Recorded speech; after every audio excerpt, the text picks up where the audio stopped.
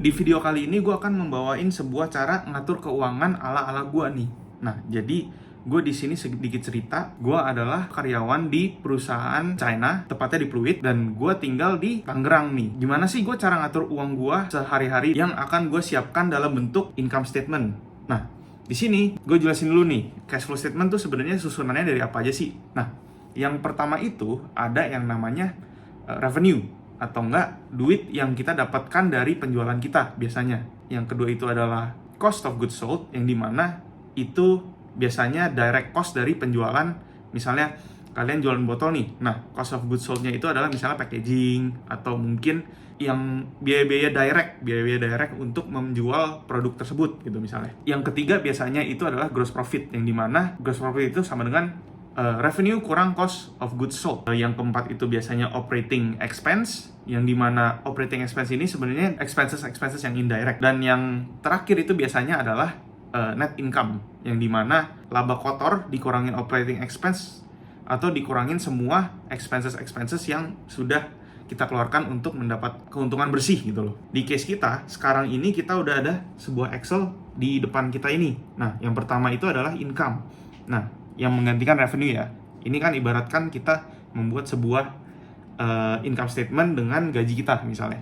Nah, dengan fixed income 6 juta per bulan dan overtime 500.000 per bulan. Nah, laba kotornya berapa? Laba kotornya itu ya sama dengan fixed income plus overtime aja langsung.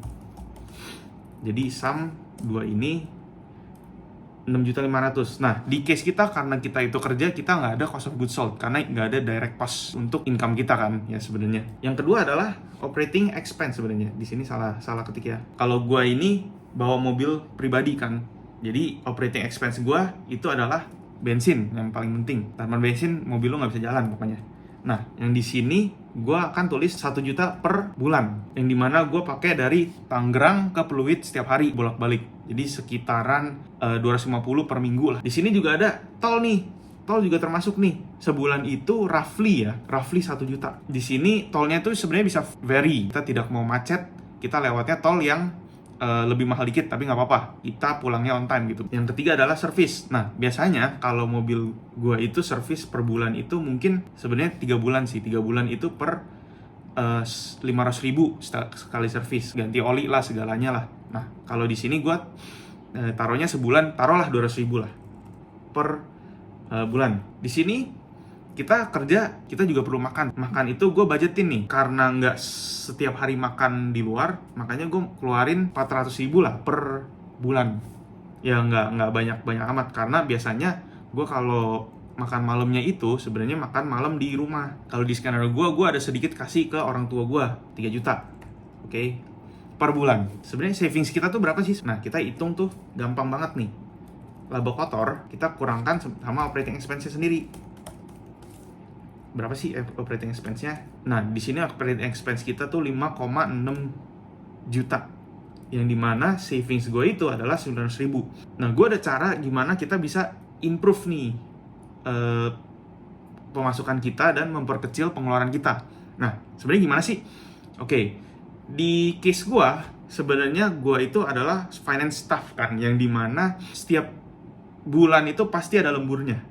Kalau mau closing itu per bulan itu pasti ada lemburnya. Nah, makanya overtime gue kadang tuh bisa vary. Bisa kadang-kadang 500.000, kadang-kadang mungkin 700.000, 800.000. Nah, ini bisa kita naikkan. Tapi nggak setiap saat pasti ada lemburnya. Jadi laba kotor kita tuh naik sekitar 200.000-an. Dan itu cukup lumayan. Jadi 6.700.000.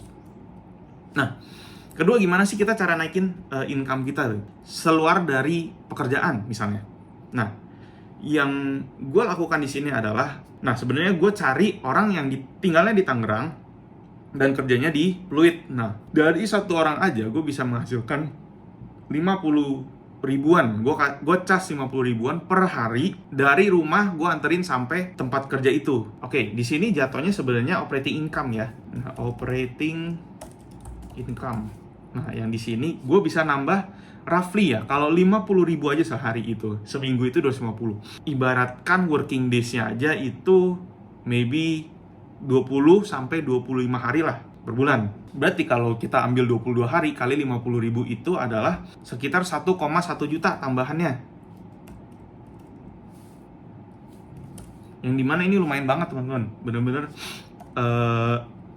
membantu menaikkan income lu, pendapatan lu. Oke. Nah, jadi savings kita itu sebenarnya berapa sekarang kalau kita melakukan ini nih?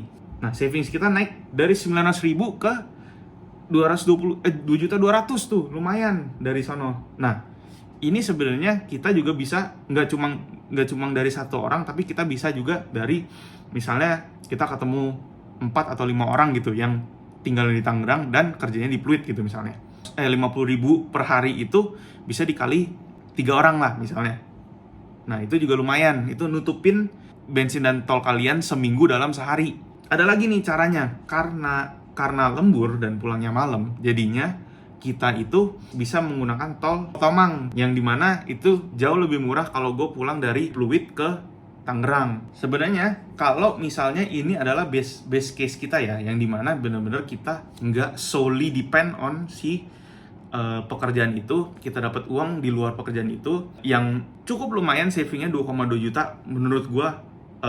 Dari 6 juta itu oke lah. Oh iya, dan teman-teman, duit yang kalian save itu bisa kalian invest juga nih di saham-saham yang menurut kalian bagus gitu loh, atau mungkin sebuah kripto yang menurut kalian bagus. Di sini di Excel ini gue juga membuat sebuah forecast yang dimana kalau kita save setahun dibanding kita invest setahun, untungan mana sih sebenarnya? Kalau invest itu kan sebenarnya tergantung dengan risk appetite orang-orang kan, yang dimana mungkin orang itu suka sekali sama risk atau benar-benar sangat averse sama risk. Jadi mereka mendingan bet on blue chips dan perusahaan-perusahaan yang dan lebih volatile gitu misalnya. Nah, misalnya dalam setahun ya, ini kita menggunakan base case kita yang dimana kita benar-benar solely rely on gaji kita.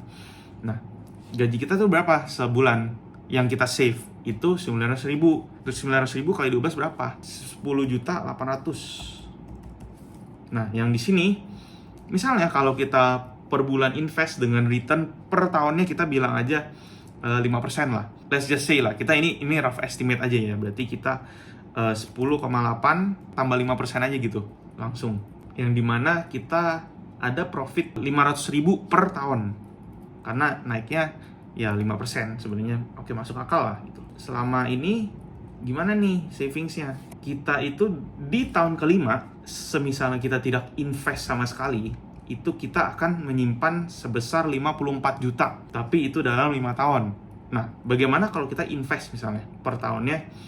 Kasihlah 5% ya, benar-benar 5%. Skenario yang kita lakukan adalah ini ditambahkan gaji lagi yang dikali sama 5% per tahun itu.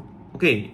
Nah, di sini kita juga hitung selisihnya lah. Oke. Di sini kita lihat benar-benar signifikan teman-teman. Di tahun kelima itu kalian profitnya itu 8 juta dibanding kalau misalnya tidak investing 54 juta. Kalau yang gua rasa adalah kalau lu misalnya tinggal di Indonesia itu lu nggak bisa yang namanya satu sumber income. Lu cuma kerja doang itu lu nggak bisa kaya lah ibaratnya lah.